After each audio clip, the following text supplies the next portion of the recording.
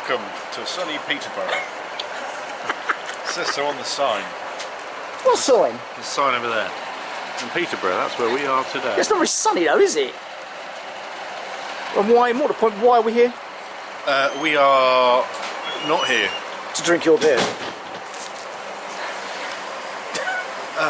We're on our way to somewhere else. Try again, shall we? Ahoy hoy! Ahoy hoy.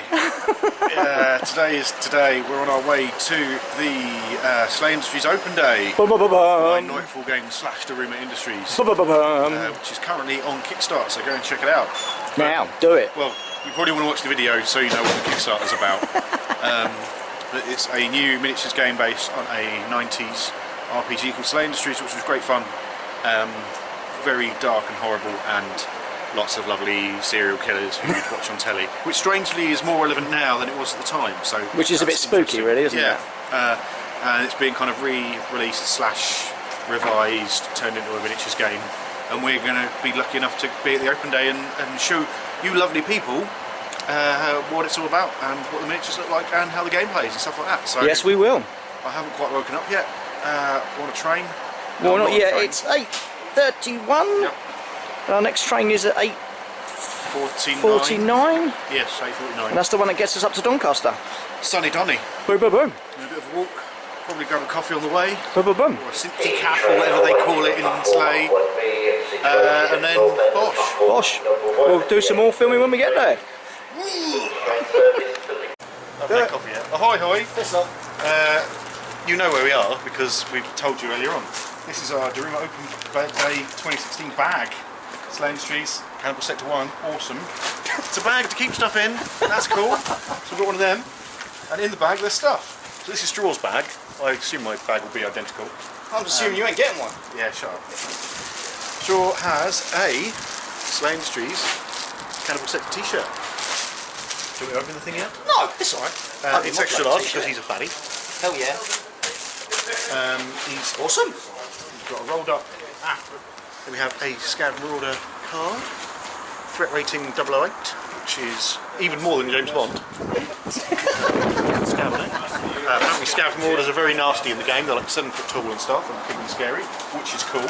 So good for you. Oh, nice. Cannibal Sector 1 pin badge. Ooh. Can't see. Ah, there we go. Nice. Pin badge. We like pin badges. A beer mat. Awesome. Who doesn't want a beer mat? With Devil's Root 66 and cheeks, where you store nuts in your cheeks. I so want that We game. were looking at that at Expo. Yeah. Then we have a. What's yours? I'm getting a t-shirt sorted. They didn't have a t-shirt sorted for me. That's upside down, you twat. Cannibal Sector 1 poster. I cannot get the staff, can I? Said Gandalf. Hey! Sector 1 poster, which will go up in I'll go straight in the gaming room. in the game cave. What sort of t-shirt are you getting then? Extra large, I guess. And lastly, but by definitely no means, Hey, another figure. we have Whoop, whoop, whoop. a toy soldier, which is a Scav. Scav bloke. What did I give my one? I do not know, but you will obviously have to check and give him something different. You should have a badge in there as well. Yeah. There is, yeah. So resin Scav. So look Whoa. forward to that. Looks really nice. I'm having yours. I love his gut. It reminds me a little bit Yours? of me. Yeah. Yeah, but unlike you, Parker, that's got the decency to wear a bag over its head. All right. You're so nice to me, aren't you? So yeah, I will probably, big do enough. mine with the pistol and the pointy finger because he doesn't like a good Well, in pointy that case, finger. I'll give my one the other gun compared to the other gun I've got, and then we've got 3 different We've got scabs. 3 different scabs. Whoop, So go team us. So we will be shortly, hopefully, filming the 7mm. They're They're going to be talking about stuff and their development, and then after that we'll be doing playtesting. So yay! That is the roof of doomness totally that built we that. just had to put together. Because we're awesome. we are men and we can bodge. Right. Bye. And see you soon. That means basically is we make stuff happen. Now there's a couple of sides to the company. One side is we manufacture geekery, like the t-shirts you're wearing and the bags and the hoodies and stuff for other companies, and most of them in the gaming industry. So tomorrow, if you went down to the Partisan War Game Show down in New York tomorrow, for example, you want to buy the Conflict 47 stand, a whole big bunch of bags, and we make those for them. So we make stuff for third parties. The main reason we started to look for that is we make slave merchandise, and it seems to have all this equipment and machinery sat there not being used. So we try and make as much stuff for other people as we can, including Joe Public, because we're working on t-shirts, hoodies, etc. So that's who Daruma is. We make stuff, and we make stuff happen. We've got our own casting machine, full industrial casting machine with a second one, quite probably coming in. We've got some resin casting capability, but that's like an esoteric art form, so we farm that out to pretty much the best people in the industry right now. Okay, because we can't do bulk, and it's like magic. You pull chemical goo in and you get very shivers out the other end. So we've got a guy who does that for us, and he's absolutely superb. So, in addition to Slay Industries, which is our big project, that's our flagship, if you like. That's our main brand. That's our main brand, and it is a brand. So we're not just doing Slay Industries CS1, not just doing the role-playing game. We've got t-shirts, hoodies, battalions, all sorts of stuff that comes with it, and that will help us grow the brand. We will then be moving that capability into at least 2 other titles that we're working on right now, and you may have seen some teasers up on here of some of them, kind of flickering by, and I'll explain those more in a minute. That's Doggy Bone. That's going to be the Doggy Bone armour, which comes out hopefully January, February. There will be a shiver version and a snail operative version, again in the same kit. This, you see here, is a game concept we're working on at the moment called Bifrost. And it's actually a Norse sci-fi game. Those are some of the factions. Dave's working at mastering the factions at the moment. The idea is that Dave will not do the artwork, he will direct the artwork for that. But Bifrost is a sci-fi Norse game set in the modern world. Think similar lines to Stargate, Avengers style, Asgardians, or... In the Bifrost world, for example, people suspect Loki's been up to his own tricks again. The backstory is that all of the legends of the gods, the Greek gods, the Roman gods, Egyptian gods, it was all true. All our myth and legend came from Discovery Ancient Astronauts, got it right. But the Greek gods, they were just highly advanced alien races who came down to Earth and tortured humans for fun, basically. Yeah? And if you read all the old stories, myths and legends, that comes across. You know, like, yes, I'm a god. That's what the laser bin. Look, I make lightning. Look, hey, I'm a god. And they tortured humanity for shits and giggles, basically. The Atlanteans rose up against them, an advanced species of mankind, and forced all the gods off the planet, created a treaty which said basically, you lot sod off and don't come back to Midgard ever again. Right? But there was a clause in the treaty that if mankind ever called down the races back, it would be broken. So, spin up to the 21st century. Don't call us, we'll call you. Don't call us, we'll call you. 21st century, Atlanteans have disappeared into history. The treaty has stood for millennia. Mankind now thinks it's a myth. It's stories. Stories you tell children. Until some Norse archaeologists find some strange equipment in an archaeological dig. There's a storm on a Scottish beach, one of the islands, and they find some other half of the machinery and think, that's really weird, those metal and stone things, they fit together. And when they fit them together, it activates a machine which sends out a pulse to the Asgardians, basically saying, come and help. So Thor slaps down, Bifrost Bridge slaps down, Northern Islands of Scotland, sends an EMP pulse out, kills the Royal Navy ships, the RAF drops out of the sky, and Thor stood there going, hiya guys, how can I help you? Right? And that's how the game starts, and that's where it brings it in. So you've then got the other Norse races coming back, and initially we're going to go with Norse, because they're the ones that went, oh, that's got the first ones back to Midgard. Yeah. So you've got the Svartalfin, you've got the Drokkar, you've got the Durgar. Every faction is named after the Norse mythology and wording of it. So it's not just a dwarf, it's actually Vergar. The undead are one of my favourite factions, because they're not actually undead. They're in the concept, they're the ones in the skeleton looking ones. Things. They're the Durgar are actually an entity which is real. They're energy based. They are mesmerised by the physical world, but the only way they can interact is by piloting an encounter suit. So they make their encounter suits based on what their idea of a physiology is. So they look at this, people look at it, and it's like an almost skeletal being walking with blue flame looking out and think, what's undead? But it's not, it actually is a living being piloting a suit. So if you destroy the suit, it just dissipates back to its own realm. They're almost unkillable. Yeah. And what they will do, for example, is they're really helpful. They want to help people out. So if you've got like a leader or somebody great and powerful and inspirational, they'll come along and collect the soul for you. And put it in a repository for you. Handle it so they'll live forever and help you out forever. Why are you pointing guns at me? We don't understand, we've just done a good thing. Look, okay, half his memory's gone, but he'll live forever. You know, stuck in an encounter with it. You know, it's understandable, most of the living beings have issue with that. They don't really quite like that whole concept. So the idea is, it's Earth in the 21st century, these are coming back, we call themselves the gods, they're not gods, they're just really powerful beings. Human technology has not got a hope of fighting up with them. So Cubans will not be a faction in the first race. Humans that cannot stand up. For example, one of the first stories that we've got written is the Dark Elves, the Dark Elfin, come back and start raiding Oslo for slaves. So the humans are going to we're throwing F-16s at it and they're just bouncing out of the sky, tanks aren't damaging them.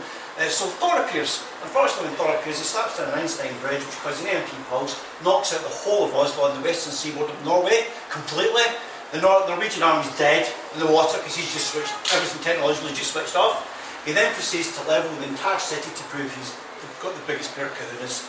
So him and his little berry band of men destroy the whole of Oslo, wipe out the Dark Elves, send them all into retreat, and then he throws a party in the ruins in the middle, and he's gathered all the treasure he can find round about him, i.e. jewellery stores, pubs, gathered the whole lot together with, this is now mine, for I am Thor.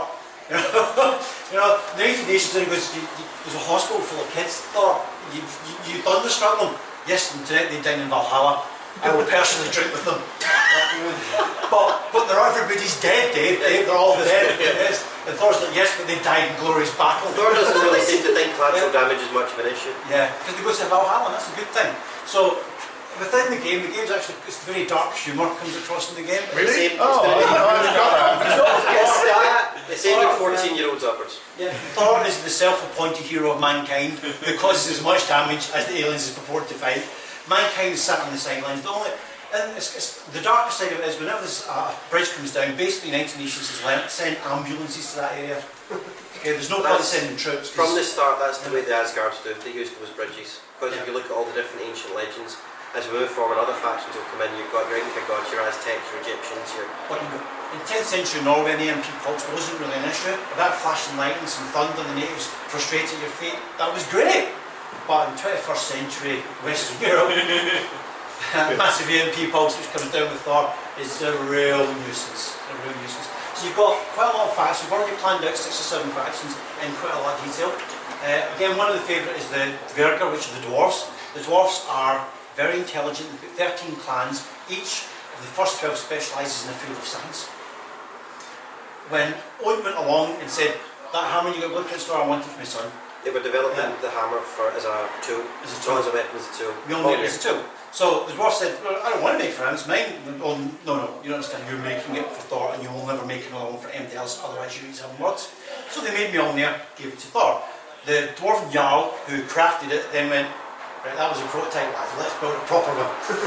So he's built, but you promised never to make one for anyone else. I'm not, it's for me. I'm making, nobody else is getting Mjolnir, just me. Yes. But it's even crafted than that because they want to topple the Asgardians because they don't quite understand the Asgardians' martial prowess.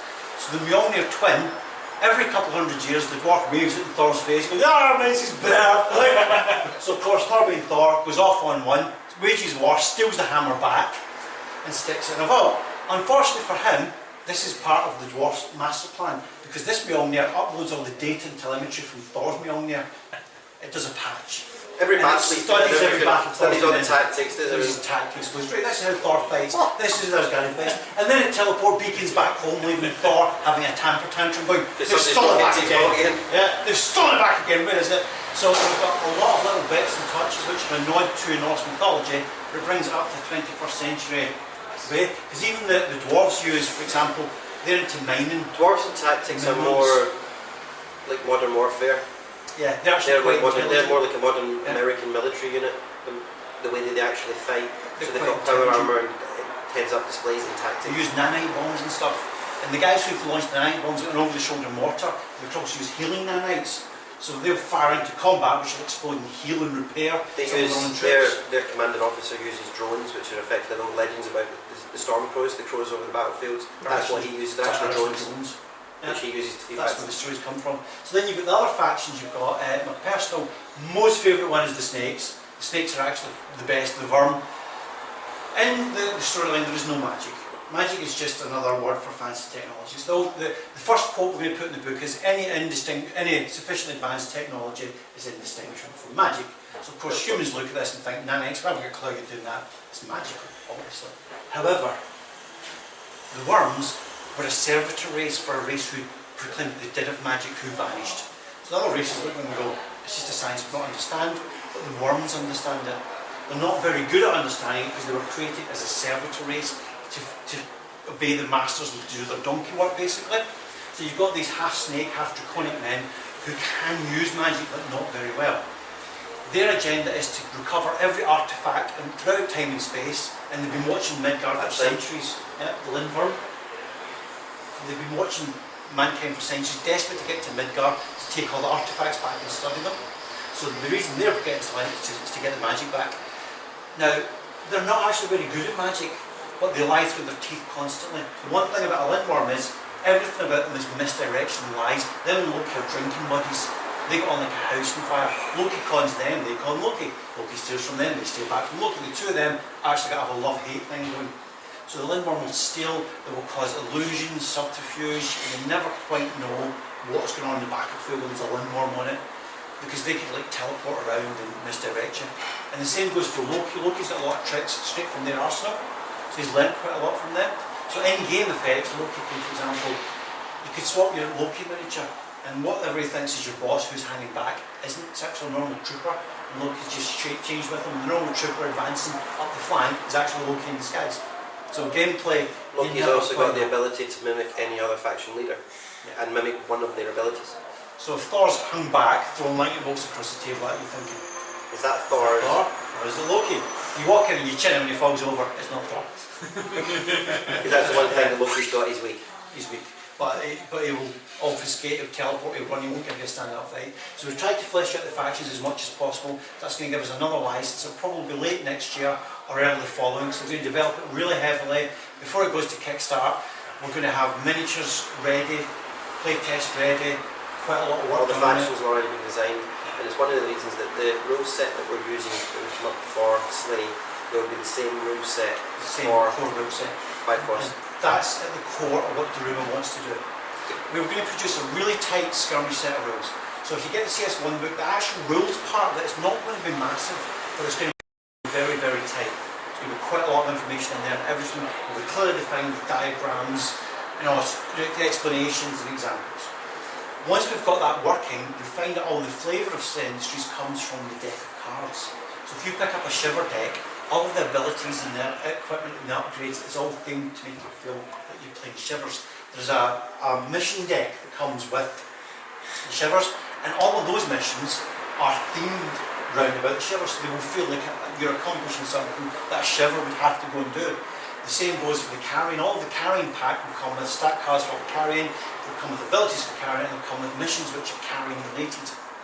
So the idea is that once we've got the core rule set and it works, and it's been heavily play tested, we then just theme everything in a Bifrost game. It's like a Savage Worlds for wargamers. Yeah.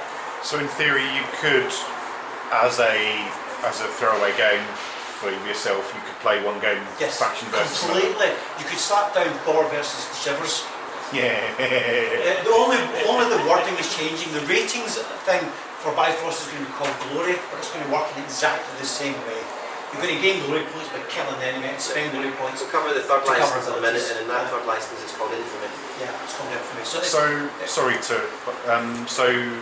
Bifrost is a 28mm scale skirmish game, exactly the same. Exactly the same. You'll have 8 to 12 miniatures roughly. Some of them are horde factions, some are elites. For example, if you want to take Thor and his buddies, you only have 4 minutes of 5. Every one of them will basically, Thorny's base would be equivalent to Slay Ops. Sure. Well, you don't have to put Thor down, you could just put an Asgardian captain and proper rank and file and have it like a real army. Your Lindworm would probably be similar faction sizes to your carry. Lindworm are more mages, so they can't take a hit. But they're real. If you corner a Lindworm mage, you've done well because you can just run. You're going to keep it out there. I don't know if you've ever seen a snake charge in real life. By God, they can shift. Only for short periods, but they are fast. So every faction will have a completely different style of play, and it's the cards which would make them feel different. All of the abilities for that faction are all on the deck of cards.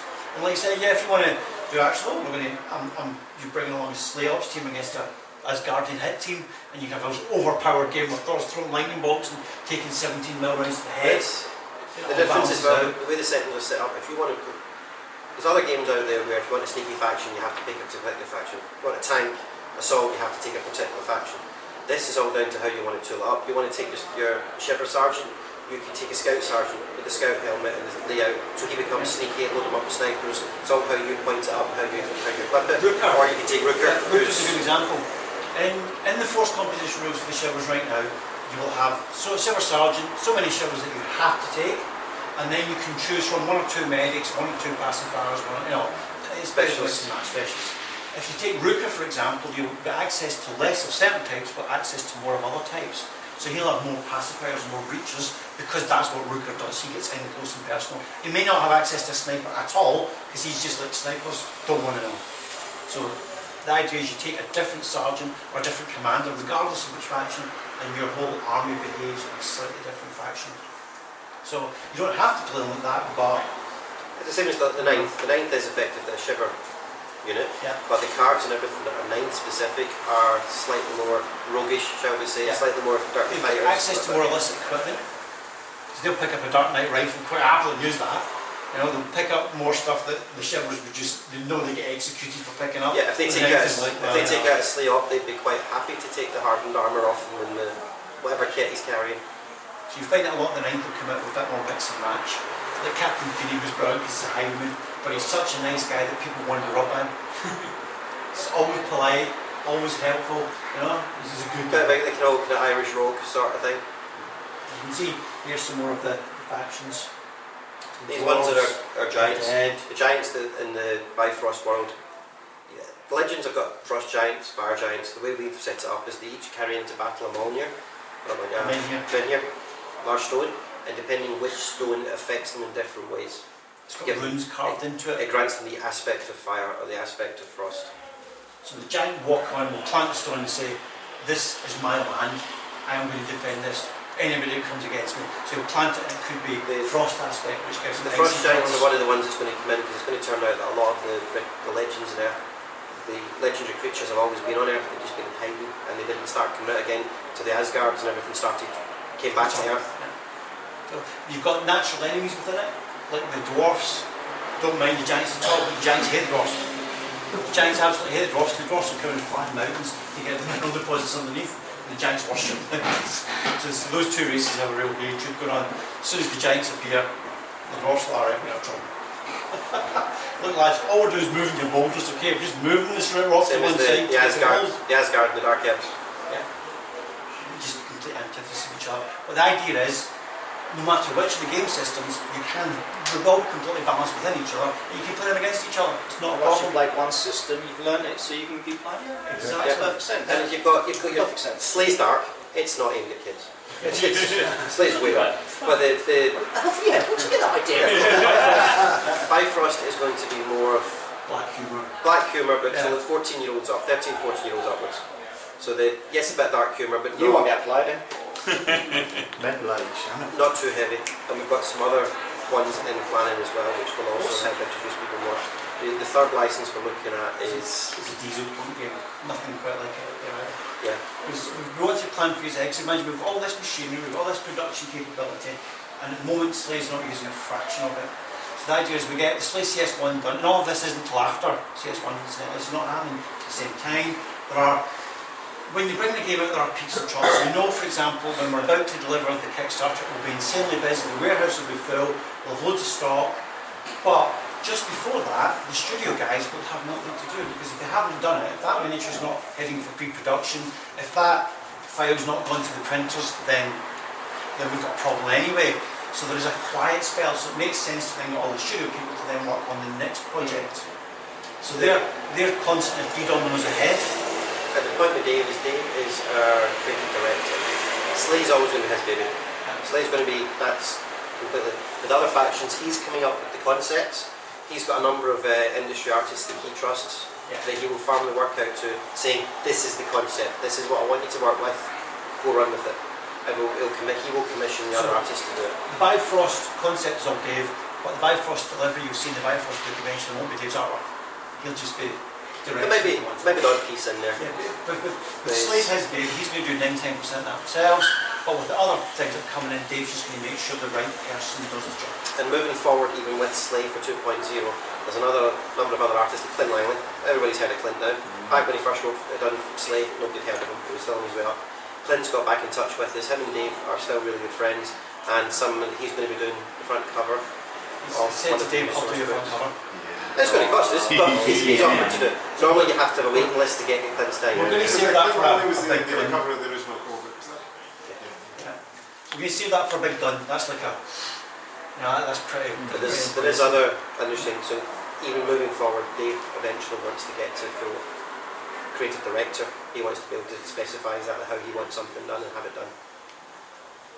So that's what Daruma is. I remember it's on the website of the Kickstarter. It said that the operas aren't actually one of the 6 factions. No. They're not, no. No. And you're going to announce the 6th faction today. We are going to announce the 6 months. I'm assuming that's going to be later with Yeah, we're getting everybody together and go through what the 6 factions is. We've thought about it long and hard. We're trying. The initial 6 factions, our biggest challenge has been, I'm honest with you, is to make them all different. And balance. And balance, because some of them are in danger of becoming samey. But the Cannibals and the Carrying had a lot of so the direction we've taken for the Cannibals now is a really strong direction, and it's not as Carrying. But we had to wait as well because Dave and Jared had to work out how that altered the role-playing set and fits into the bigger jigsaw. So for that's the example, issue, it's the Cannibals are like Hills Have Eyes hillbillies, if you like. Okay, they're not nice Or people. Planet Hulk, if you not Planet Hulk, the Old Man Logan. Yeah, Have if you you read read that that? Logan. They are, okay, they could probably figure out how to run a combustion engine. They've got vehicles they use, right? They can make a shotgun and make rudimentary shotgun ammo. Don't ask them to strip down a Mal cannon and maintain it. It's not least going to hit you with a head bit, right? But they can use rudimentary firepower. They're not thick, they just don't have the learning or the technology. And they've got stills that can make their own fuel. And Yeah. So that's good. yes, There's there's a story about that. Matriarchal, yeah, there is a good story of that. There's a matriarchal society, so Ma's in charge. Pa does as Ma tells, but he's in charge of the military. Right down to the family is important to them. Clans. Different clans. And they even have, and this is one of our favourite bits, is the creepy children. They use their kids as expendable scouts. So they will send like 10, 12-year-olds in to try and get them. Like Ma says, the shivers over there somewhere, go find them. And they'll send 2 or 3 of the kids. But they up. have found that, especially early on, the new shivers, that they fall for it. Yeah, and Hello, little girl, do you want to come there? She's only 10, can't you? Bang! Yeah, well done, Bob. She'd blow your head off because you refused to shoot her first. So it's, again, that's one of the things which this is very, very dark. That's not nice. You're saying that there's a tournament plan to make this tournament compatible, so you'll have set army lists for each thing. So if you choose this character, you'll have this many, for a shiver, as you were saying, you have this many shiver, normal shivers, but you could just play anything you like. I mean, if you wanted Cannibal, a whole Cannibal children force, against... No, the rules are there, it's points based. Yeah. So And then you can just match it up, and it doesn't matter. There's several tiers. Explain how explain the scenarios work out.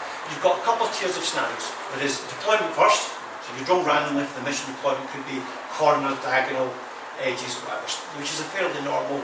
Yeah, some of the shiver ones or whatever, maybe a defensive one, so you're in the middle. Yeah, defending, yeah. So that's quite straightforward, that bit's easy. You then have a number of missions in the core rulebook that you roll for. So you roll and go, right, we're in a strategic siege, we capture the flag basically. You've got 1 flag in your end zone and you've 1 flag in mine, and I've got the same, so I have to attack and defend at the same time. That again, very straightforward, everybody knows what they're playing. The cool bit comes in on the mission card, which is faction based.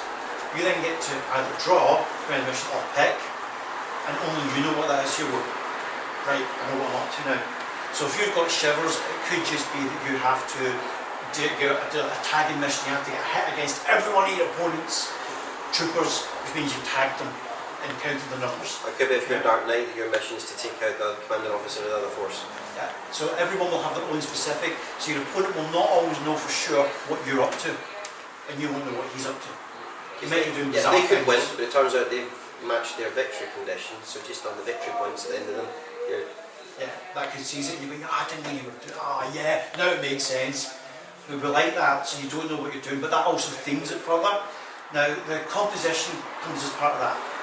What that allows us to do is we can also do OP kits next year. It's an organised play kit for shops, etc. It's a storyline thing, and the first storyline is going to be Shivers versus Ninth. We're going to bring out some stretch goals related to that in the Kickstarter round. We said earlier on, watch out for Finney and Rooker. They're both the chess pieces at opposite sides of the table, because the Ninth are like, we need more men, we need more equipment. Oh, the Shivers have just delivered lots of stuff. Let's go and help ourselves. So they two are having a bit of a kick-off. Of course, when Cannibal 6 1 everybody gets pulled in. That's going to be the premise of the first OP kit. We're going to do campaign medals with Shiver logo on one side and a defaced Jester on the other side. But it also allows us to bring in mission-specific cards dead easily. So you'll not normally know that, well, maybe he's using a mission card, but he's maybe slipped an OP card in his deck, so he could be using one of the organised play missions. Because one of the problems with an organised play kit is, if you make it just Shivers, then some of the 9th might like it, but all other factions are like, used to me, I play Cannibal, plus we don't want that, but by putting like the OP kit cards and things in that everybody can use, and then throws it in so everyone's going to want to play and take part in it. So, you'll have force composition, you'll have a couple of different tiers. One is open, which is like, you again, you two will have a final game at home, you would take 67 children against 43 lessers and see how it works out. Right. Sounds good. Do it, because it's I'm fun. murder your children. Oh, That sounds so. Sorry, that's up to yourselves, and that would just be a free-form thing, you can do what you like. One level would be, this is tournament level. Tournament level is tight, strict. There's no room for manoeuvre there, no ambiguity. You want to take part in a tournament, this is what it has to be. So the tournament bit is a lot tighter. And there are certain missions that are excluded for tournament play because they're hard to put in a tournament. For example, one of the mission levels is a denizen mission. That's my favourite bit, that's where it's a lot of fun. It's very storyline based, it's a lot of fun. And there are occasionally a denizen turns up and both players go, oh bollocks. Yeah, I'll agree to run from you, you agree to run from me, sorted. We'll leave Jack in the middle, shall we? So the denizen missions aren't really much use for a tournament because if Jack turns up and kills both sides, you know, that's fun. We're both bottom of the leaderboard now. But as a storyline, it's really good fun. The other thing we're putting in OP kits is denizens. Because a denizen mission will be where you agree on the core mission. There'll be some denizens come within each faction deck. Some are denizens, like a unit carnivorous pigs, a couple of domino dogs, you know, a man-sheen one. Denizen card could also be you find a medical cache, you find an arms cache. It will be a part of this how you flip it. Now the idea is every time we bring in an OP kit or a pack, it comes with a denizen, and that just goes everybody's deck. The role players will love it because I've got a man-sheen figure. Man-sheen's not much use as a faction yet because it's too powerful. One man-sheen will probably take your entire army to put down, but when you play it as a denizen mission, you've then got the choice. Wait a minute, forget the mission, you go on with the mission. Me, I'm taking the man-sheen down. Right, so all of a sudden your army does that because the man-sheen's worth more victory points than the mission. And you'll also get more points onto your ratings. Because the camera's look watching at that! Rookhart is going for the man-sheen! Amazing, what a guy! Right, but at that point you're going, oh, wait a minute. I ain't giving you all those victory points going across the table, so you'll play like the man-sheen. Right? Or you might think, well actually, I can go on with that, I'm going to fulfill my mission. Thanks very much. So within the game you never quite know what's going on, and there's a lot of choices you're going to have to make. Because you might be able to ninja and steal it. He takes the man-sheen to this close to death, you're sniper, bang! Let's sort that out. That's me punching you in the bollocks like Yeah. that. But that's all stuff which is perfectly legit. There will be denizen cards are random, so you don't know what's in your denizen deck. Okay, you could flip a domino and bang. And for friendly games, denizen decks are optional. So this will be released as a separate. Yeah, but every denizen will come with a card. So in the back of it is just denizen. They're all the same. And then you flip it. What is Jack? Bugger. You know, because Jack, and there's a good little chart for denizens, which could be Jack just wanders on the table, goes, and wanders back off again. The denizens will be controlled by a random table. Or Jack might go, oh, you think the hard right? We take your boss, we take your boss, and then one at a time, or both together, fits me fine, and he'll then start hunting whatever he's there to hunt. Or it could well be that when you flip the denizen materialises or just appears on top of one of the objectives. So you're closing in on your enemy's objective and capture the flag card. Oh right, we'll just avoid that flag. You know, there's a man-sheen popped up from under the rubble, you're thinking, yeah, you can have a flag, I'm going over here. But it'll add more of a storyline depth to it, more of a random feel, you don't quite know. You don't have to play with those, and they will not be in the tournament packs because the tournament, it just too much of a curveball in there. So the tournament pack level is going to be much tighter, but if you play Malifaux, we love the missions in Quest of Malifaux, is lovely. And we're kind of taking inspiration from it. It's very well written, it's a nice feel to it, which is what we want to bring across the Slays to. So the role players will have the narrative feel, which feels you're actually doing something. You know, it's not just we'll have to kill each other, because that's a bit, you know, and if you get a chance, if you've not played or seen the gameplay, because we've got some demo games, watch it, because it's not your standard, I'll hit you, then you're on, you hit me, and we'll keep going till one of us is dead. This is, the little guy, even in this one, gets the chance to go. I was playing it and I had one of the blockers, and they can carrying him screaming in full charge. I should have been dead. And he rolled double 1, I rolled double 10, killed him. So he came screaming in, and this little guy went, nice stick, bang. Nice stick to the face.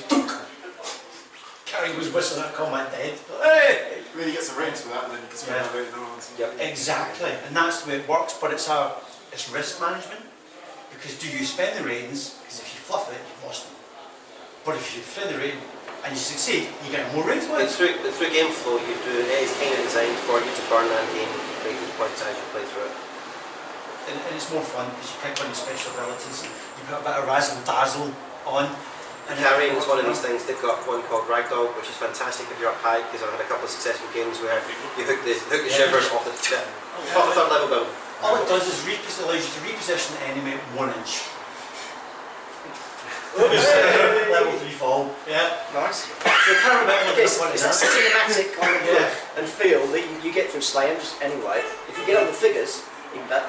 And even you've got like kind of can knock down or repossessions. We've got a few nasty little tricks with that hockey stick. You imagine just sweeping the legs out from under you and you guys to stand back up again. But when you're down, if they can get a second carry, then you're probably not going to get back up, to be fair. Because 1-on-1 they're not very good, but 2, 3, 4-on-1, those little wolf packs just take to pieces.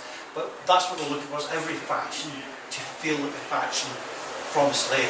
Scavs are kind of mysterious, there's not many because they're elite. One of them, the Scrounger, is like a scout, but he moves surprisingly quietly for a big guy. You know, and sneaks into places, plants bombs, and then falls back again, which is a very Scav type thing to do.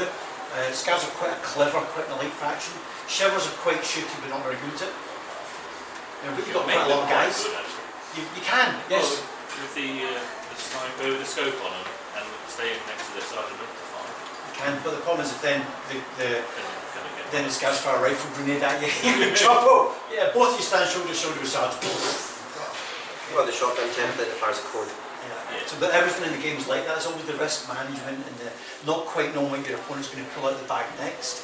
Every card for every new unit that comes out, or trooper, or the troop choice character, doesn't make a difference. We just refer to it as a unit. Every card will have more abilities. We've got a lexicon that Brad keeps track of, which says the name of the ability and the exact wording, so that every card that's on will have the same name and wording. That's not going into the core rulebook for a few different reasons. One, because once you put it in print, you've locked it in place until you do a second, third, or fourth edition. Two, if it proves to be too powerful or not powerful enough, then we simply update the cards. We're currently planning on releasing the decks annually, but they'll be available free PDF download that is updated constantly. And the free PDF is a living rulebook. So we might get to July and we know what actually that shiver ability is pretty useless. We just need to tweak it up a little bit. Or once we've got other factions. Sergeant, they didn't get an update in the last one. They've got an extra point of armour. No, they didn't. Yeah, all the shivers got an extra point of armour. And some of their abilities were tweaked. Some of their abilities were tweaked. I must have missed that. Yeah. It's the one I've got to do. But he's got the third ability on the sergeant, fire maneuver. Fire maneuver, yeah. That doesn't seem to coincide with the rules, because the rules say you can do your No, actions in order. that was his move. You have to move and then shoot. I must have misread that. Yeah, in the movement section, all moves on Because the first action. I read the action section, I didn't, because I've only read it last time. Well, for example, every Wraithen pretty much is going to have fire maneuver. This is a Wraithen. They're also going to have a bonus action they can only use as a move action. So they'll have 1, 2 or 3 move actions they can So take. it's normally it is move first, fire second. Yeah. Instead of moving, you can take careful aim. There's a number of other actions, but yeah, the basic movement's first. But with the shivers, you can reverse that, so you can shoot and then fall back, which gives you quite a lot. You mean run away, don't you? Well, it's a shiver. You mean run away? You like fall back. It's That's definitely comparative right. for the shivers. So yeah. firing position. So if you can imagine, one of the other mission types which we're bringing into, Brad's going to bring in, is you can actually have a mission with a Slay operative. So again, it's one of the narrative, there's what we call the narrative missions. They're ones which are, not let's get us to tournament play, but they're fun. Slay operatives aren't their own faction, because when we started specking them up, which are powerful, your points wise and everything, you can go in and somebody could have 20 shivers on the board for a set number of points, and you're sat there with your 2 Slay operatives at the other side going, hello. You can use them, you could use them as a faction, but all we're doing is saying, look, these guys are that hard at this iteration of the game, You might be making a rod for your own back, you might kill anything that comes near you, but you're never going to capture and defend a flag at the same time. It's just not going to happen. Of course you do. You can everything on your way to theirs. Pick theirs up. You don't have to defend it. So but you'll be able to take like an all 4th squad or all 11 squad if you want. You'll be able to do that, or you'll be able to slot them in. Now, some of them will not work alongside. For example, Rooker will never work for the 9th. Feeney will never work for the Shivers. Okay? None of them will work with Carrion. Some will work with Cannibals. Because Cannibals, you kind of you can kind of have the same goal in mind. Some will work for Dark Knight because Dark Knight are tricky that way. I've got round orders. Yeah, yeah, that's Dark Knight. Send your forged data pack, but it says I'm supposed to, got to kill Rooker. Yeah, Dark Knight. So Dark Knight's an easy one to work for. You're going, it's unusual armour. Yeah, it's below your security clearance, good, but don't ask. So Dark Knight's an easy one. So there's reasons why Shiver operatives Silvers could work with four other factions, willingly or unwillingly. Yeah, the same as the hard carrying when it comes out will work with normal carrying or Shivers because he has an operative class. Intelligent carrying. Intelligent carrying. Advanced carrying. Yeah. So he will work for both. So there's times where the operatives will work with scabs. Mr. Slayer knows who and what the scabs are. So there's certain times you will have to do missions with scabs. Again, VPN says up to do this. Mr. Slayer knows everything. So the slot operatives can use in a number of different ways. You can either point them in, you go, I've spent 34 points on Shivers and 6 points to Slayer operative. This is part of your army list. Give them a little bit of extra backbone or whatever. Or you could go for all operatives, which could be a challenge. If you pull it off, they have the potential to be absolutely hellishly good, but it's still going to be difficult for you to accomplish all your goals because you're going to have a very limited pool of miniatures, and they're all going to be highly specialist in what they do. So you might get one mission with people take these guys are going to walk this one, and then you flip the next mission and go, that can't win it. But that if you decide to take operatives, that's your choice. So, we are going to be testing the tournament rules because what we've not decided just now is that other games like Malifaux ones you can have almost like a sideboard and change your factions as long as you declare what you can change them mid-flow. We want to see how that works because if you've taken a scout style faction of Shivers, does it make sense for you to be able to swap your sideboard and your card deck out for the next one to be to target for missions? We need to discuss that with the players and get it out to beta to see which way you would rather run it. Or do we lock it down that when you submit your factions at the beginning of the day, that's it, you've got a scout Shiver faction for the rest of the day? one thing we like, you should probably stay in, you can change your equipment. Yes, So you're down to an equipment, you can, so I've got 6 points in my equipment, I'm up against scouts, right? 200 scouts. Yeah. But they can say, oh, you've got Shivers, and we're too hot to come on you. So that I like. That is based on that's the way that Shiver missions would be. Yeah, if you're going to have some scouts, you better take some grenades. Yeah. Yeah. Tomorrow and pierce them with you, because scouts are well armoured. So the Dark Knight, think of the factions, what I've gone through is Shivers, everybody knows the Shivers. 9th are currently just evil Shivers, so they've got a few different tricks. They're not evil. We could add them as a full faction at some point. That's one of the benefits of the beauties to slay. See when you read background to the 9th, who's good and bad? Who's good and bad is open to interpretation. Because like I said, you've already heard that briefly that a lot of the 9th were because they were sent in Vietnam style, and they just defected because there was less than 10% of them left of their entire division, and they just thought we ain't getting paid enough for this.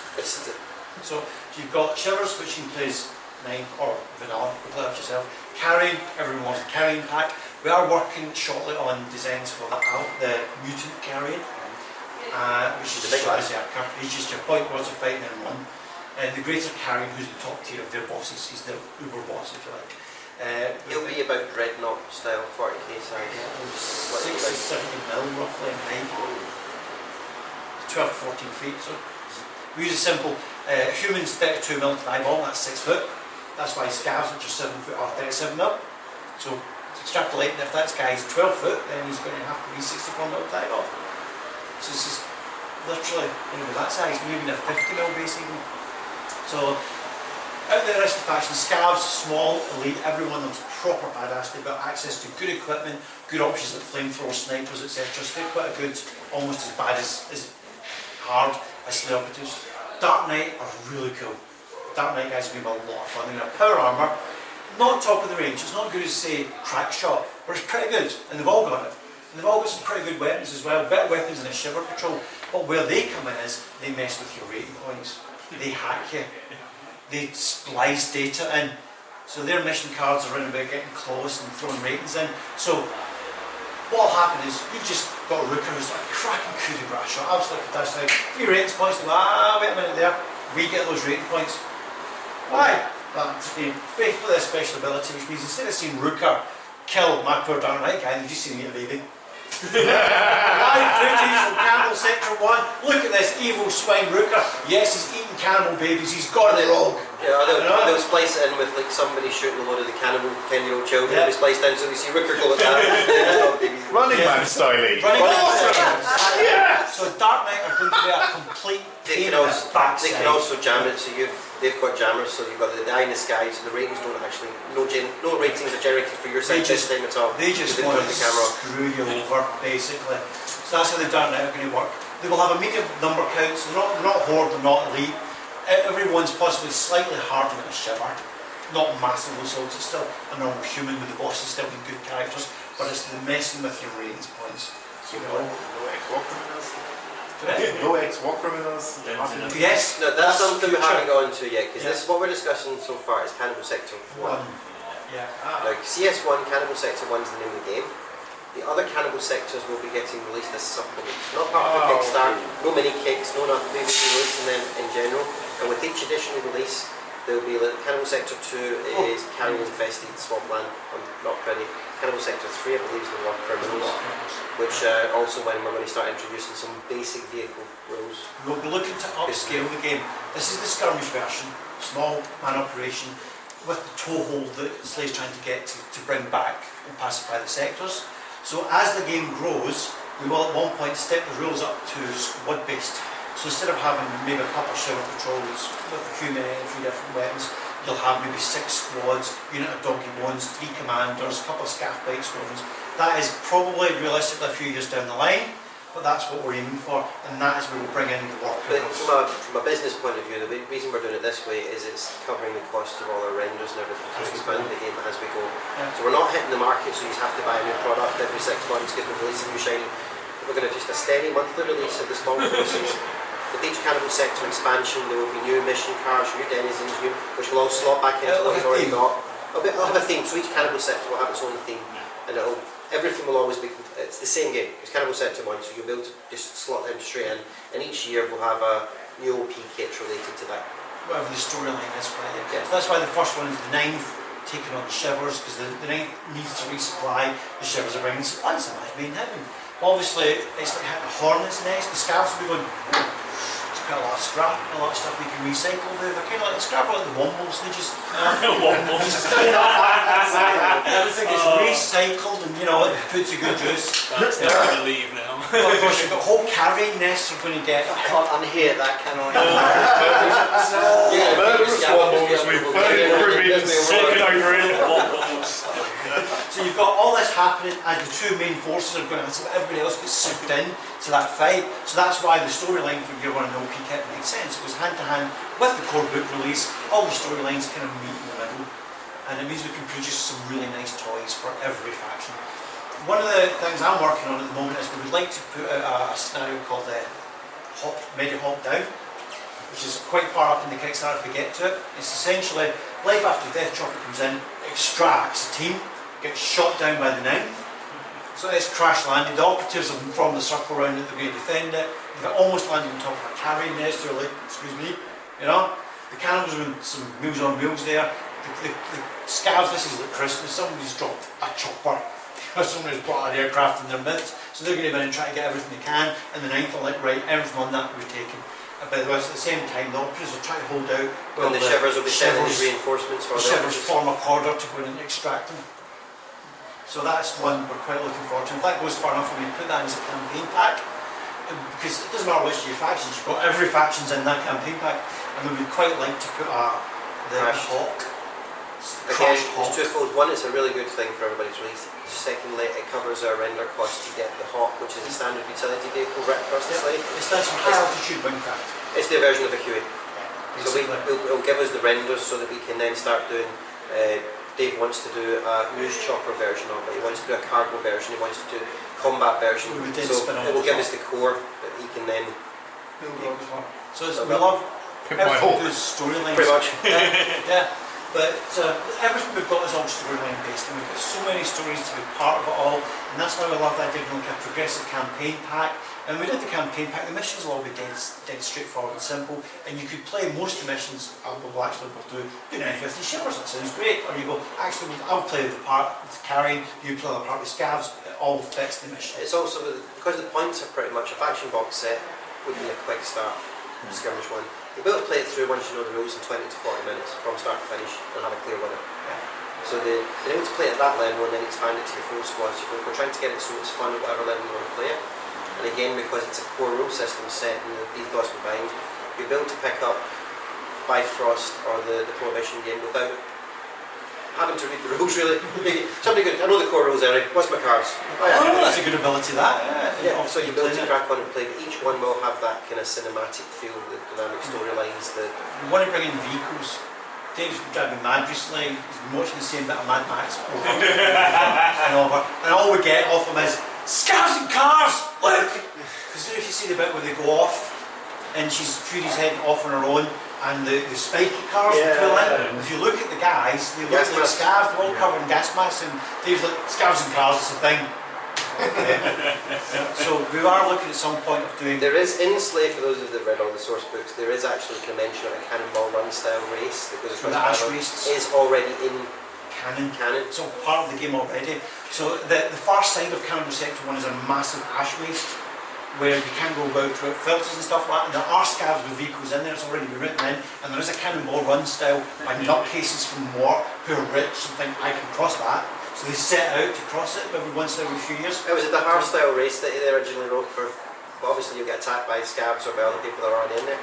Carried, not so much, but I'm thinking cannibals and pickups. And the criminal, the war criminals and attack based on choppers. other factions could, They're having flashbacks, you know, like, oh, that guy's got a huge gunship, yeah. So that is all quite a way down the line, but just that gives you a bit of an idea of where we're looking at taking the game. So the idea would be if we ever did the car expansion, the vehicle expansion, completely 100% mix and match with the current skirmish game and the battle game, but you could just chase each other in cars. So again, it would be core mechanics that you could adapt to whatever you wanted. So it would be the same rule set for whatever vehicles, whatever licensed brand you were picking up. That's the same core rule set. That's how you fight each other. This is the mass combat game.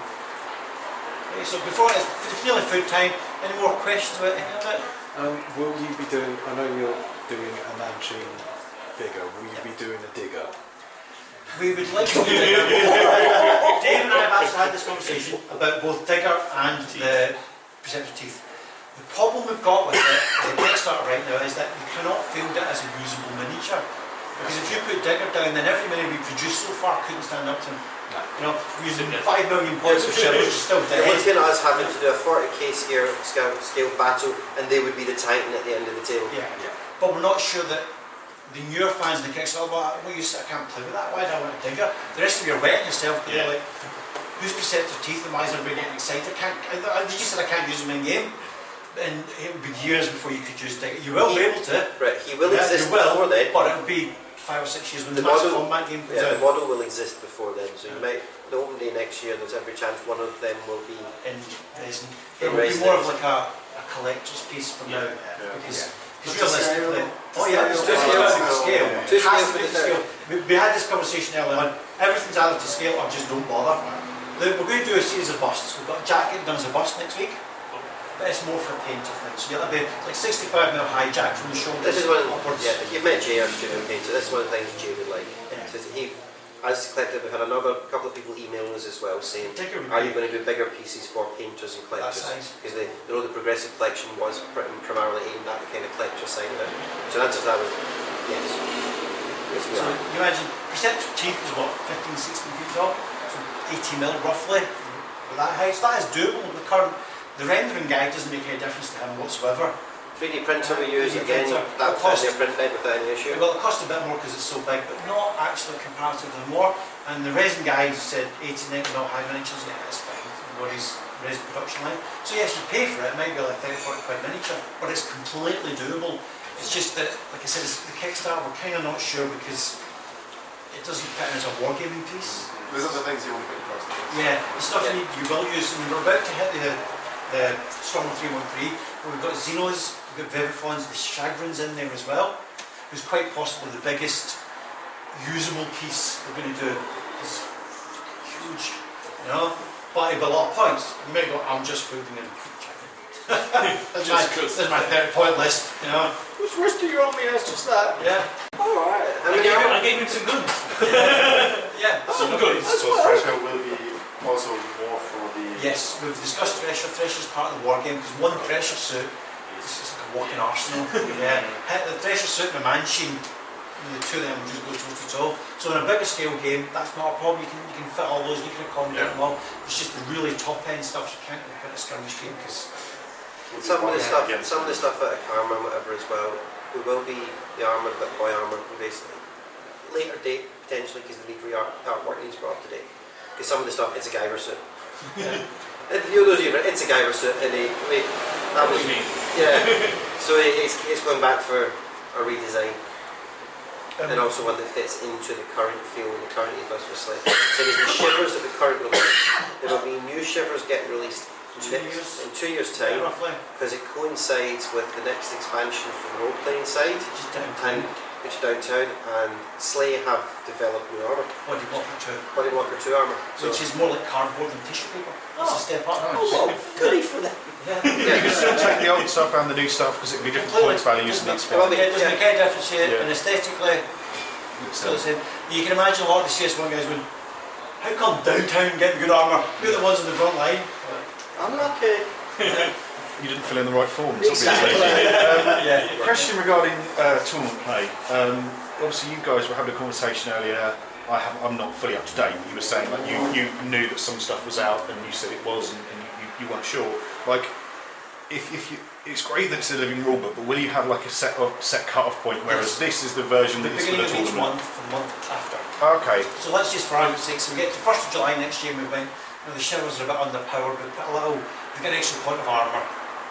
So, for the whole of July, you still use version 1 or 2 for friendly games, and for tournament games, use version 1, but from the 1st of August onwards, you have to use it. Everybody's got a month to make the head change, print out any free cards we need to print out, so you've got 1 month grace, and then... So Noah's releasing a new update in the 1st, the tournament's on the 2nd, and somebody rocks up with a new release, you're still using the last one. What's changed? And you'll know a month ahead of time, so I'll know on the 1st of this month that next month there'll be an update. Correct. So I can download that, but officially it's not kicked in. It That's great. becomes Cool. canon 1 month later. So you've got a month grace period to get your head around it, the implications of it. It could be like the points go up or down. You might say, actually, you know what, Doggy was grossly underpointed, it's now 25 points to the 20, for argument's sake.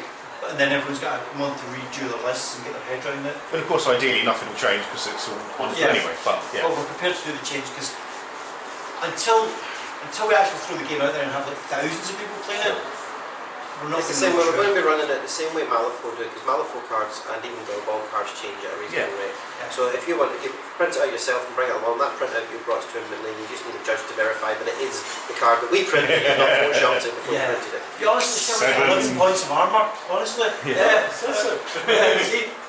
Big extended card. Personal No, but we think it's the fairest way of doing it because we want to be able to react quite quickly. We will do the print run of cards once a year. We'll decide maybe 1st of August for the people who have to have an official card. But that's not everybody. A lot of people are happy with PDF printouts. So we just case of It's the same as there is going to be, the same as if you got a PDF on an iPad, and eventually when we get the app developed correctly, all the app, lots of updates. So whatever the current one, you'll have it in your app. So it's... And that will be, we don't mind, because I know some tournaments won't let people in with iPads and everything. We will be, as long as it's there, the judges, or the operatives... Auto update, when you first print up, will auto update in time for the change to tournament? when we first put out. So you'll have the new rules before the tournament league? There's no way we can really do it. Because otherwise you're not going to know what the rules are. It'll have No, but the app will have the app. The guy, the way we expect it out, the app will retain. We're using the old. It will, no, it'll obtain the previous one as well. It'll retain the previous one as well. Till the end of that. Yeah, that's the technical side. You click about and say, I'm actually in the tournament, it'll tell you what you can use right now. Tournament legal latest. stuff, the same, you put your points in your armour list in and it will say whether or not it's legal or not. Because there will be times when we'll have to drop combinations out there, because we know we're releasing equipment that's generic so anybody can pick up and use it. And to be honest, there is going to be a point penalty, but if you've got a shiver draw and you want to use that Dark Knight weapon, If you're out in the boonies, you're going to use it. You're not supposed to. You're going to use it, but there will be a penalty to points. It might be it's out with your faction, so it's going to take an extra 5 points to carry that. They're not supposed to just sit up for these stuff. Exactly. Yeah, because the browbeat is supposed to be good enough. Last the other thing is the armory we're building. Just quickly before we finish, we'll get some lunch. The armory that we're building and working is a virtual armory. It's got every weapon put in there, and every 6 months or so we're going to empty the armory in resin or metal and just go making them. So if you look at the shiver sprue, it's got the Fen 603s on there already. We've also got the browbeaters on there. So if you really give your froth or a browbeater. What, you you could. You've got to tickle them and wind them up first, haven't you? we're shooting the froth up. I think you can hit someone pretty hard with it. So that is, we've got the Feniara has been added in. Oh look, good timing, the 4.6 Blitz and the Scav Sniper and the Feniara. All of them will come out within 6 months as just a little sprue of them. Some with hands, some just the gun. Nice. So if you want to clip, but some people prefer the hand so they can cut the hand off and stick it on. Or if you get the gun, you can just always strip them out a lot. Well, you get both on the sprue. Remember each bits? Yeah. It's one of the guys who's talking about one of the shows is already planning. He wants to get a frother when we had out. When Milton was, we didn't mention when Milton was coming because he was Kickstarter. We just said frothers were coming out. Yeah. He wants his frother and armour, and he wants loads and loads of gun sprues because even if he's not actually, he's only pointed for what's got in his hands. He just wants them all in the armour. Sniper rifle, Feniara, a couple of 603s. He's loaded for bear. Similar? Well, yeah, we're just finishing the last one. Right, yeah. Right, we'll go down for some lunch, guys. If you've got any other questions, just corner us, and we'll do next an hour start. Half an hour. Oh, hang on. There's a wee update from Cheers, Dave. guys. Dave. You modify your slideshow on the flash? Slide strings. Turn the camera around. It's there. There you go, that's an introduction. What's my number? 4. 7. Okay, 6. we have some people playing Slaying I was Streets. starting ranking with 4. Just got starting ranking 3 of them. As far as I know, These are the ratings. this is the first time we've had a proper look at the game. There is downloadable rules, I believe, via the Quick Start, via the Kickstart website. You can download the rules and find out how to play, and you get character sheets, which are kind of like these things here. Oh, okay. There you go. There's a character sheet. It's got stats on and stuff like that. Yep, that's not very good. What you're rolling is 2d10, adding them together, and then adding to another number to get No, you're going to be and activating other stuff.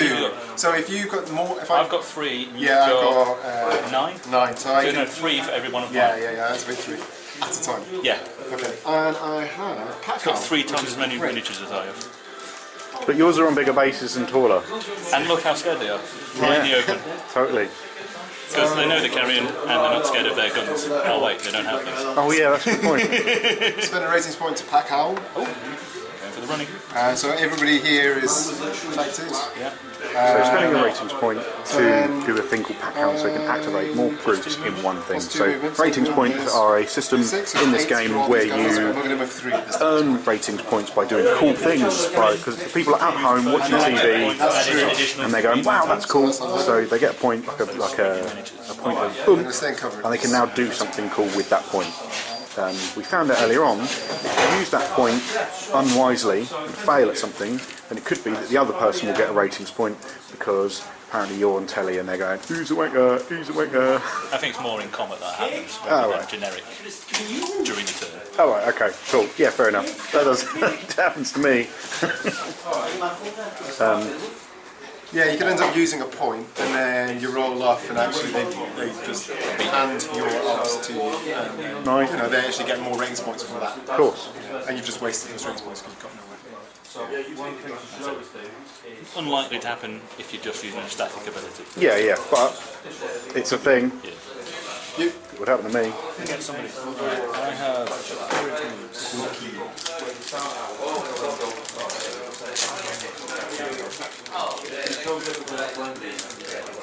I'm going to need some markers. I shall be back. Just to give you an idea, these things are carrion. There we go. They're murderous cannibal. I believe 8 people. Do they not eat people? They'll eat anything. They'll eat anything. They've got kind of rotten dog heads for heads, and they're quite mean and unpleasant. So that's fun. We might as well call them Parker. Yeah, whatever. And so things here, we have the scavs, who are large 7-foot tall people who use other people's equipment and generally scrounge around to do stuff. And they're big and strong and scary. I believe we're on 3v9, so it kind of shows you how big and scary these guys are compared to the Carrion. Lovely blue ones can be blue markers. On the table we've got some really interesting, I believe it's Mantic terrain, which is the stuff they originally did for Dead Zone. It's kind of square and blocky, but because they've put the Mars attacks terrain with it, which is the red brick stuff, it kind of gives it a cross between being future and kind of modern day, which I really like the idea of. Once we kind of get an idea of how to play, we will tell you some more. So see you in a bit. Oh, But they don't get to charge because they're already they're too close. And there's only so many you get physically next to Sure. because they've got rid of reach. 5 hits or another 3 hits at plus 15 or whatever. It's going to mull me. If this one doesn't kill me, the next one will.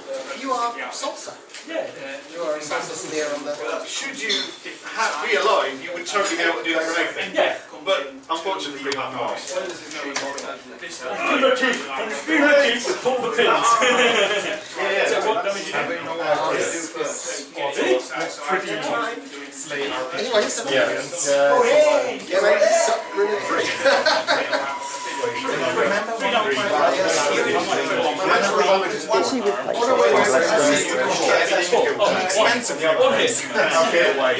Just going to do a brief intro. Ahoy! Just going to play my first ever game of Slay Industries with, sorry, didn't catch your name. Philip, how you doing? He'll be playing Carrion, who are dirty, flesh-eating monstrosities. That's not the way to talk about your mum, is it? It's true. And I'll be playing Shivers, because Shivers fucks it up. And you were saying Initiative, I believe, is the first roll. So it's 2d10 and added. Initiative, which isn't a thing we have yet. So big 10. So I will go first. And it's So you've got 5, I've got 7. okay. You alternate movement on miniatures. But if one has more, occasionally moves extra. Okay, so I will activate Shiver Bolt. Shiver Bolt has got a move of 4 inches. Shiver bolt. Yeah, for now. So he will sprint so he can. And it's 4 plus 3, plus 3, which is 7 inches. Sprint there, and Shiver Bolt has activated. So you now outnumber me, so effectively you've got extra activations at the end of the turn, right? Yeah. I don't know when I'm supposed to actually start activating the extra model. Because it's 7 to 5. It's going to be about halfway through. Oh, you don't just go, I go, and then you get 3 at the end? No.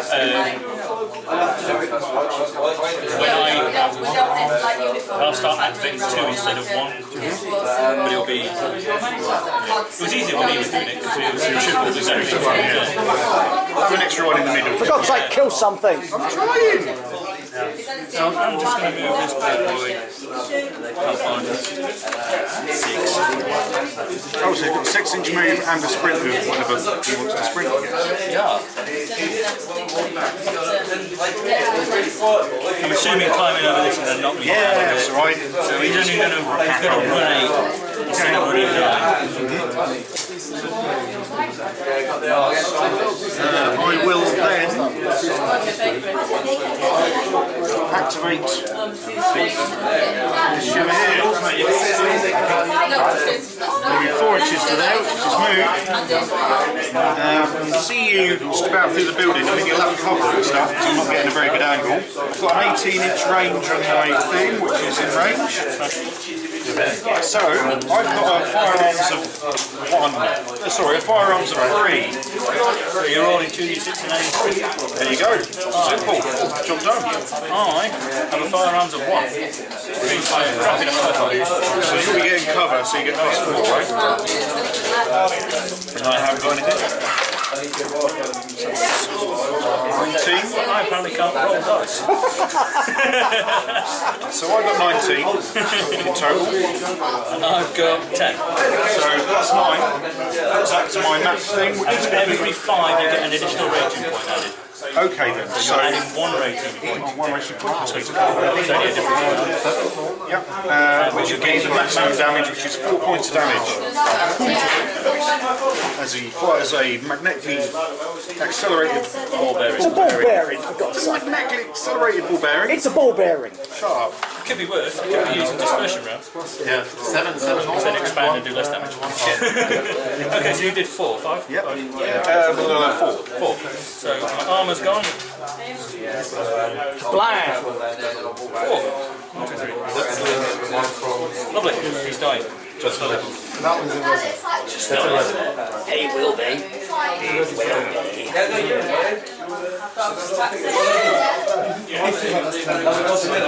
So that's you next time. We've now got how many guns? Well, I've now got 3. So I'll be able to make sure 2. Yes, makes sense. You're going to run over here and climb out the building. They're going to get the movement as well. Oh, the old carrier coming through the ruins now. He's won, but now he's looking a bit nervous. It's like you've asserted himself. Sound effects. That's beautiful. You can fix it. Yeah, you can. Good old Sergeant Oh, Will.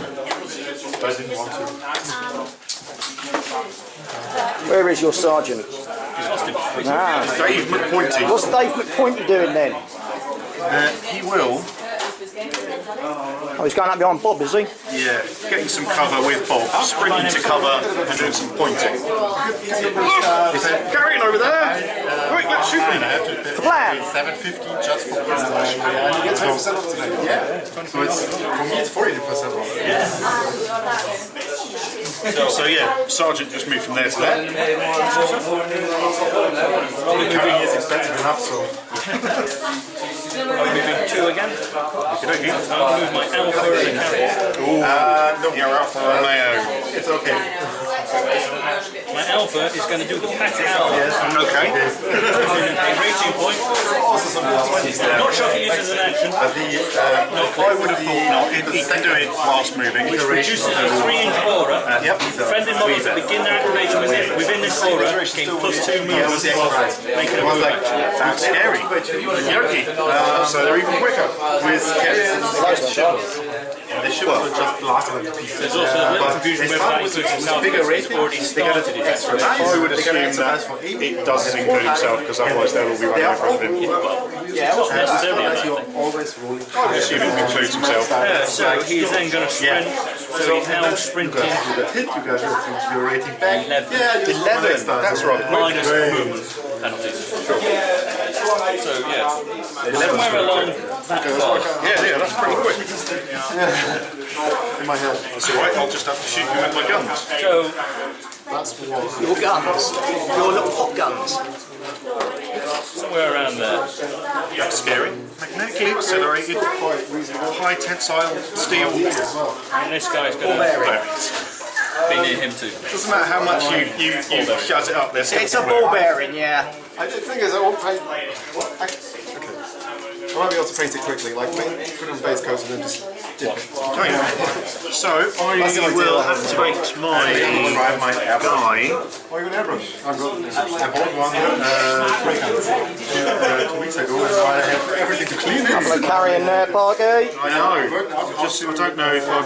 Parky, couple of carry in there. I know they are. Parky, I don't think you've seen them. couple of carry in there. Those ones. Yeah. You've seen them. So, Parky, you seen him carrying? No, The problem is I've only got to move them. I think this wall's in the way. It is in the way. Well, move it. Well, I can move to there, which should give me line of sight to this guy. Oh, really? Oh no, I can't because that's too high as well. You are a knobhead. Right. I'll give it sprint an extra 3. Make it a Should have started him up here. Oh yeah, I know that now. once you do tabletop stand, pretty quickly. Oh, I cannot get the star. Stairs. Oh, posy. I know, right? Pew pew pew pew pew pew. Sorry. Magnetically accelerated high tensile steel. It's a ball bearing. Ball bearings.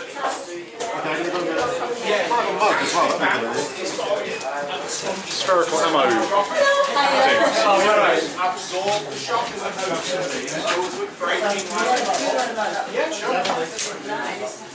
Right. So lastly, I have my medic, who certainly doesn't need to do anything yet. Who will shuffle in the corner here because he's only got a pistol.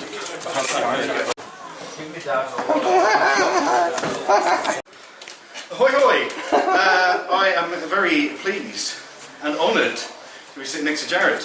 Hello. Co-creator of... yeah, there you go. Co-creator of SLA Industries. For those idiots out there who don't know, in a tiny nutshell, SLA Industries is a 1993 role-playing game by Nightfall Games, that's us. It's a science fiction horror game set in an alternate reality where all the players end up as operatives working for a corporation that sends them out to do funny things. yeah. And it's a rich and detailed environment with lots of stuff. Yeah, definitely. It's always difficult to describe SLA because it's a very complicated and detailed, thriving world. Yeah. There's that kind of oppressive nature of the 80s that was kind Absolutely, yes. you know, Thatcherism and all that. Yeah. It's very representative of its age. But one of the things I've really noticed is that it's become as relevant now as it was then. Yes. With the idea of the media being so in the forefront, people are watching people get serial killed in the street and they're like cheering on from their homes. Absolutely. Do you think that's possibly one of the reasons, apart from others, that it's come back and kind of one of the reasons that people have made a resurgence of it? That's actually an interesting question. I hadn't thought of that. It's possible that could be it. I mean, we did do a lot of subtle social commentary and less subtle stuff as well, and also some digs at other stuff that we thought needed digging at. But I don't know if the current resurgence in, for instance, far-right groups and the sense of isolationism that seems to be the popular theme of politics these days, that could have a stake. Yeah, that's an interesting point. Further on from that, obviously now you're re-releasing the SLA rulebook, and I believe that a lot of the add-ons that have been released as PDF form are getting now indexed into another book. We're collecting all of those into printable books. And you've been doing some other stuff recently, or kind of semi-recently. Has that also had modern influences as you've been going, or has it been more of a concentration on the world, would you reckon? Well, a lot of the stuff that we're working on now is stuff that, for instance, the Sheehan source book that Dave is writing at the moment was one of the original books we were supposed to be doing years and years and years ago. No. The most important difference between if we had done it then and now is the fact that we are now better at doing that sort of thing. Dave has decades of experience as freelance illustrator. We have more of we're old men now instead of young kids. We have a better view of how the world works. Sure. And how the world, for instance, we'd have had adventures, if we'd have written adventures back then that we write now, if we write them now, they will have a lot more influence from outside and the experience of life that we have gained in the last 20-something years. Yeah. I mean, for instance, the fact that we're doing shivers in Cannibal sector, in the war game side, it also allows us to sneakily comment on the militarisation of police forces. Sure, yeah. Because shivers aren't supposed to, they're not the military. They're not supposed to be going out there and clearing land of monsters and stuff. They're supposed to be protecting people inside the boundaries of Mort. Yeah. But because the militia are off on war wounds trying to deal with other problems that are going on in the world of SLA Industries, they have to then become a form of militarised police force. And it's very difficult not to try to comment on the way that is happening in reality right now and make a few subtle statements about it in our game. Yeah. I mean, our game isn't necessarily political, but we as people are. Sure. We try to, we don't have an agenda we're trying to sell through the game, but our voices will come through whether or not we intend them to. We only realised afterwards that we were actually making some comments on militarisation of police, but we were thinking it, we were writing it. So obviously now we're the big thing we're talking about now is the Kickstarter Yes, for the Cannibal Sector 1. Get on it now So go and pledge. Yeah, go and pledge. So Cannibal Sector 1 Yep. is kind of an area on the planet, which Yes. is in the city of Mort, where stuff's going down. Yeah, it's one of the cannibal sectors, which are basically the sectors around where creatures have taken up habitation. And Oh, it was Angel Towers, wasn't it? Angel Towers, was that there? Salvation Tower. Salvation Towers, that's Yeah. it. Salvation Cool. Tower, Home of Digger. That's who it. will not be appearing in the book just yet. we don't know what we're going to be doing with Digger and Salvation Tower as it pertains to the war games, because it's just not the sort of scenario you can make playable. No. Here you go, send all your shivers against this guy, by the way you're all dead. Oh, that's nice, that was great. Good game, guys, good game. Cannibal Sector 1 is one of the areas that touches onto the wall on the edge of Mort. Okay. So it's the easiest for them for us to set scenarios where we can have factions fighting factions. It just lends itself ideally to people fighting. Yeah. In Skirmish, it's good for Skirmish. So obviously it's a skirmish game. Yep. I know that D10s are a thing that you've been wanting Yep. to push because that's how the original Absolutely. game was kind of done. How have you been trying to make sure that the rules of Slay and the world of Slay have been kind of been portrayed by the rules of the miniatures game? Because obviously if you don't just want it to be another I fight, you fight, Yeah. and we're just doing that. Hang on, 1 second, what's that? So, yeah, well, the important thing is that it has to be Slay Industries. Sure. The war game can't just be featuring the characters of Slay Industries, featuring creatures that we invented for Slay Industries. It has to be Slay Industries. It has to be set in the world. It has to.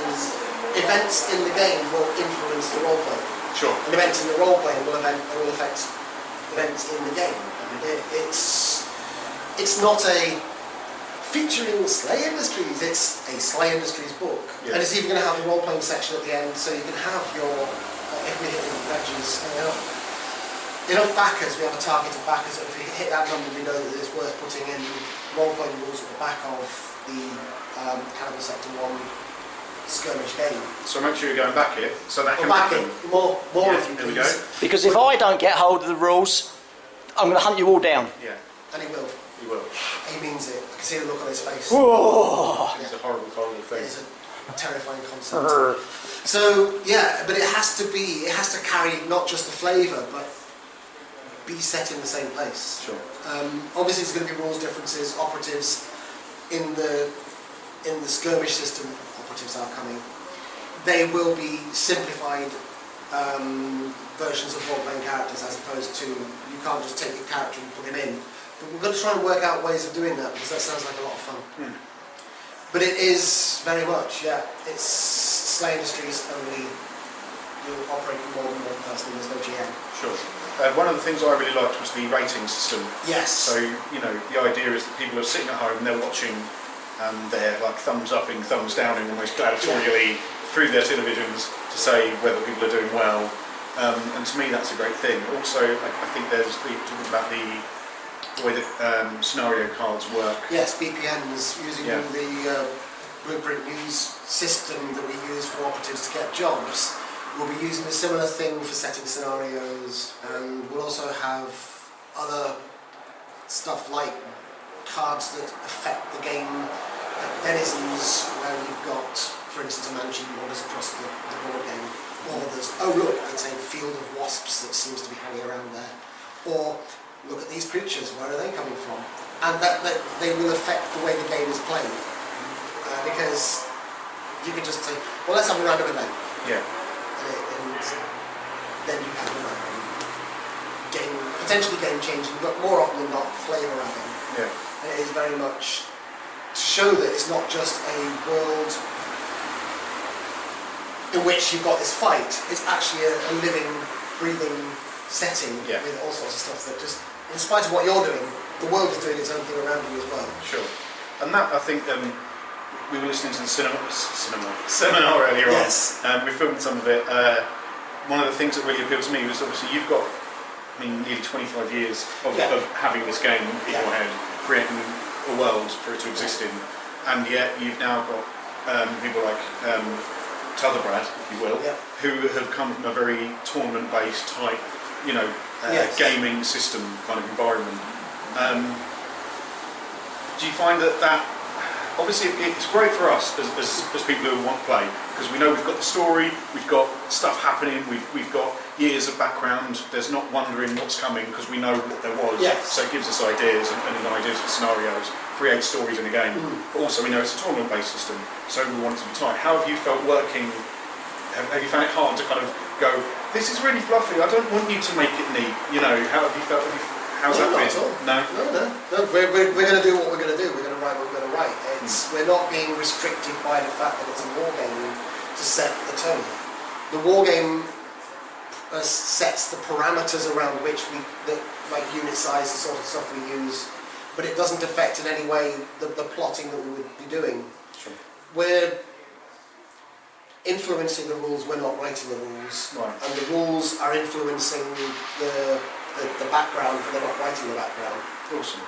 But there are certain things, the reason for the 9th Division Shivers, for instance, something that hasn't been published yet, people know about it from Facebook, that was brought around by the fact that we have a skirmish game with Shivers in it, and we thought, well, we need this way of getting Shivers against Shivers, and Dave Allsop, creator of Slay Industries, bit of a good writer, and a bit of a good artist. And he that came up with the idea of the 9th Division Shivers, which are traitors who leave, who basically desert and set up their own little mercenary or buccaneer factions. And that was influenced very much by the rules of it being a war game, and we needed to have an excuse, if you want, to have Shivers fighting Shivers. And we took that ball, picked it up and ran with it, or kicked it, depending on which sport you wanted to take it off. Yeah. And that allowed us more creative freedom because we suddenly had this thing. Great. And that's the biggest influence the rules have had on the background, is they gave us ideas as opposed to restrictions. Awesome. And I think that's the advantage you have, and especially as Kickstarter backers. We want it to be something that we know is going to keep going. We want it to be something that is going to have life. I mean, there have been Kickstarters who, I'm not naming names or dissing anyone out there in Kickstarter land, but you're terrible people. You've given them their money. They've given you a game and then forgotten about it because they've got their profit margin. Yeah. Whereas we know that this is a thing that has been loved, will be loved, and is going to continue to be loved in the future. And that's the beauty of Slay. Yeah. Because it is just something, there's a lot of love involved in this game. I can't rate it enough. So, we need you to make sure that you back Cannibal Sector 1 Kickstarter. Go look for it, Cannibal Sector 1. Is it Daruma Productions? The URL to find the Kickstarter. URL to find the Kickstarter. Just type SLA.industries into your browser. That's the URL for the Kickstarter. We go. Awesome. Thank you very much. Buy PDFs from yeah, as well. Yeah, totally. That gives us money. Totally. Thank you very much for your time. Really appreciate it. Hope everything goes really well. We will be playing it. We're going to have games. We're going to be playing games and making sure they go up on the website. So go and watch more stuff. And remember, don't forget to like and subscribe and stay hammered. Ahoy! Come shut up, dog. Ahoy! Oh, I'm here. There you go. I'm here. I'm going up. So, show off the t-shirts, show off the swag. Boosh! Shut up! There are obviously other swag. You've seen the unboxing. We both, well, not the unbagging, if you will. You've seen that, so that's fine. Teabagging. Teabagging. Balls to face. Wow. Yep. What a day that was. I know, right? We're filming this like Monday morning. Yeah, I'm still shattered. Because it took us that long to recover. Not just like physically, but mentally as well. Just the sheer, like, emotional awesome of being around all of that. It was a roller coaster. Indeed. Mostly up. Only down was, the train home. When we had to leave. Oh. No, cracking day. Finding out about the game and everything else, and just awesome. I mean, I know this time that there weren't a huge amount of people there, right? But I think that made that first one even more special because you actually felt kind of important. Well, yeah. You know, We're- I mean, we next always time feel we obviously won't get a chance to talk to any bloody one because there'll No. be millions of people there. Millions. Yeah. But it was a lot of fun. I mean, Jared, you're a legend, mate. Top chap. You're a Really legend. appreciate the time you took out to just generally give us your time and talk to us about the game. And I think, and that's to me one of the things I took away from the whole day was just the kind of the mutual, they love their game, we love their game, and they appreciate that we love their game. Rather than it just being like, we've made this game, it's a thing, you can like it or not because we're making money. It's like it's this sheer love for the world, and some of the people who we were talking to who have, I mean, obviously, we've been playing it, but there are people who have like memorised all of it, and they know who lives at number 32 or whatever, because they just care about the world that much, which is a bit scary, but it's also really nice that they've got people who are that engaged and involved, if you like. But I also noticed it was strange because you had two sorts of people there, didn't you? You had the people that come to it from the role-playing background, Yeah. and they've been, like doing it for 15, 16 years and everything. Yeah. And then there's some guys there that were like, just getting into miniatures for the first time, and we're looking at this, and I'm like, well, that's awesome. Have you tried the role-playing game? And they're like, what role-playing game? Hello? This is based on a role-playing game.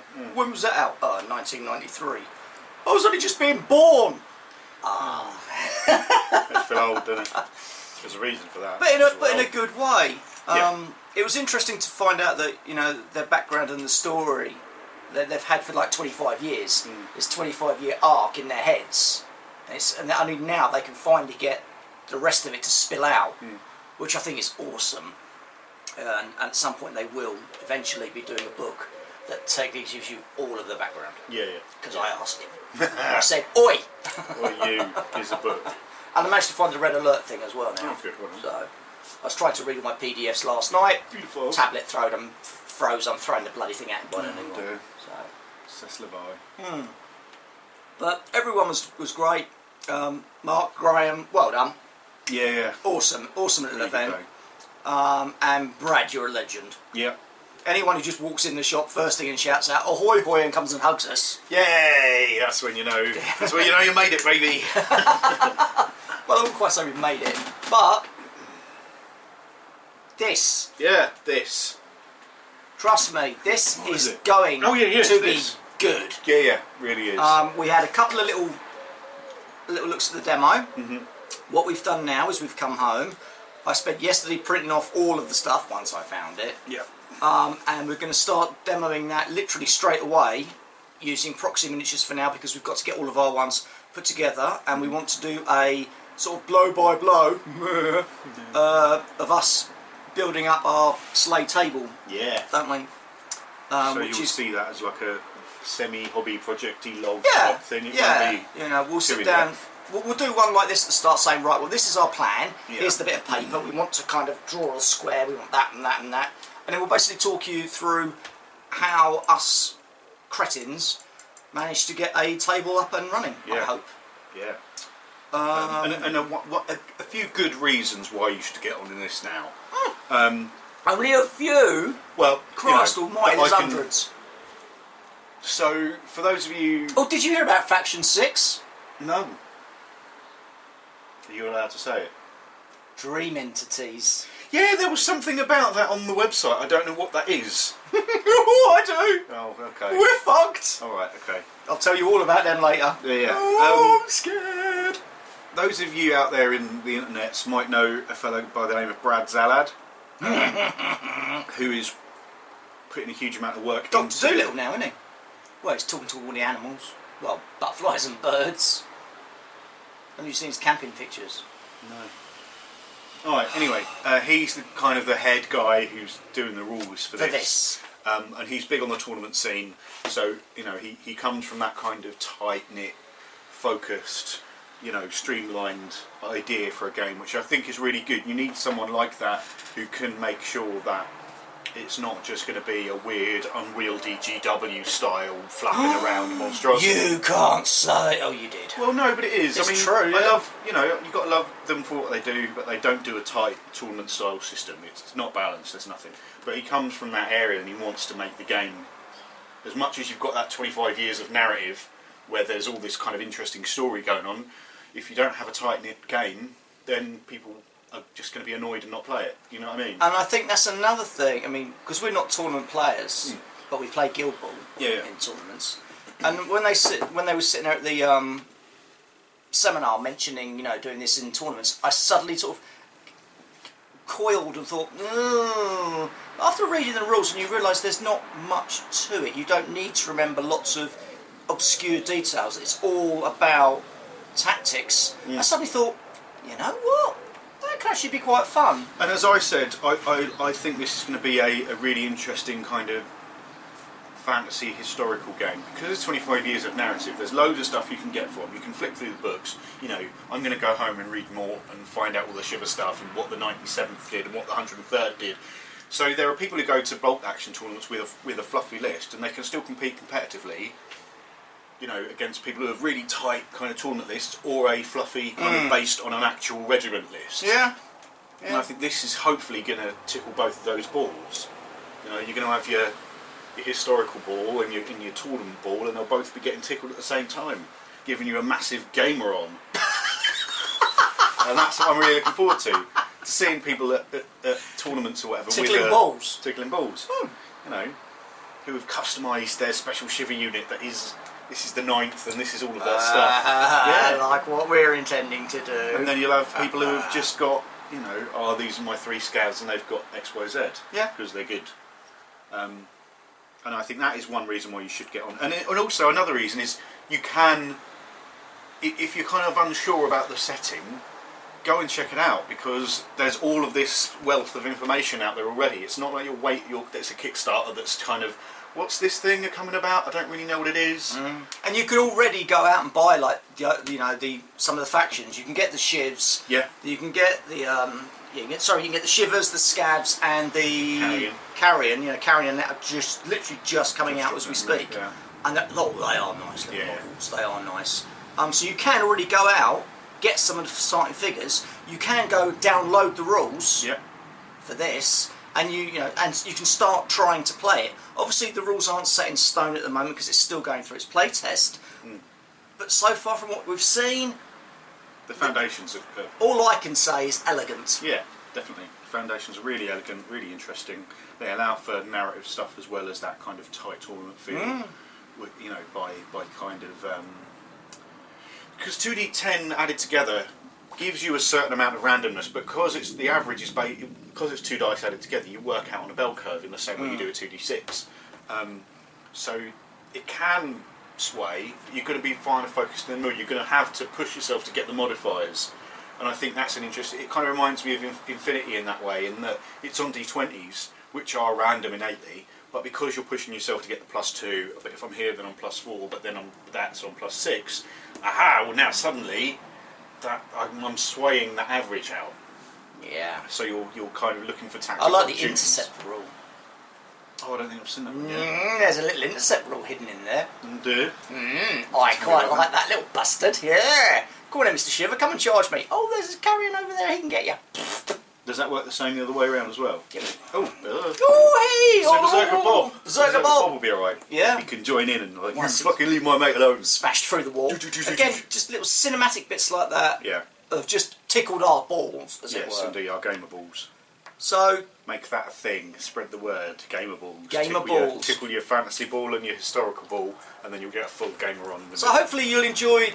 If you've got to this part, you've seen the entire video, which was our day up north, Doncaster, at the Daruma Open Day 2016.